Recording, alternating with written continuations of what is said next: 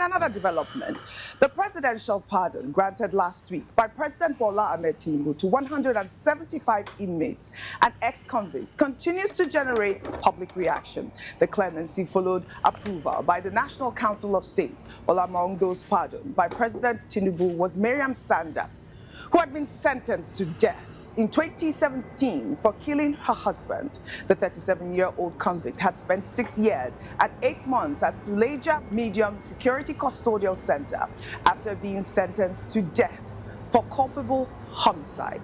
Her pardon sparked widespread criticism. In response, presidential spokesman. Yes, Nigerians are not happy about this case. Yes, I remember this case. That was 2017. It was a case of homicide. Where the woman, she sliced her husband. Nigerians are not finding it funny. They are not happy about the case. The family, all of them started dragging her to court. And I guess the judge sentenced her then to death by hanging. So they went to appeal. Ever since then, they've been dragging the case.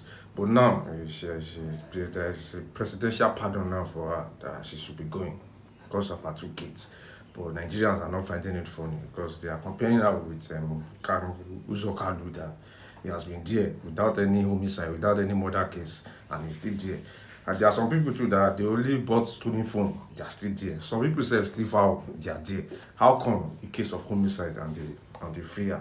You see, ever since this case, I've been watching and been following up the case. I know this case is going nowhere because, yeah, it's a case of homicide. In America, they'll treat it, according to how they should treat it. But these days, they used to tell people that at the time, if you are sharing space with someone that have anger issue is it's part of a symptom of a mental ill person. Yes, when we are talking about mental illness, anger issue is part of the symptoms.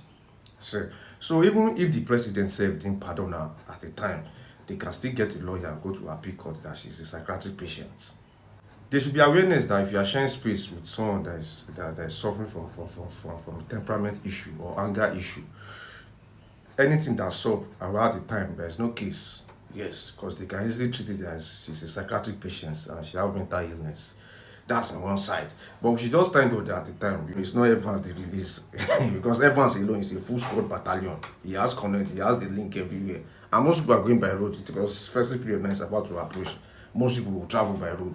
They now hear that if give Evans a presidential pardon, they should be going. It will not be messy at the time. So back to this woman's case. So people should just understand and just have the awareness that if you are dealing with someone that get triggered easily, just move. Move. Most of them have a traumatic childhood experience. So they themselves didn't know what they are capable of doing. They didn't know the evil that they can do. That woman, if they tell her that she can slice woman herself, she will not believe. So these people, they are like a psychiatric patients moving in the society. So if you are sharing a closed door environment and a closed door space with them, be careful. Especially in terms of relationship. What is the name? I don't want to be alone. I'm a married man. I don't want to be alone.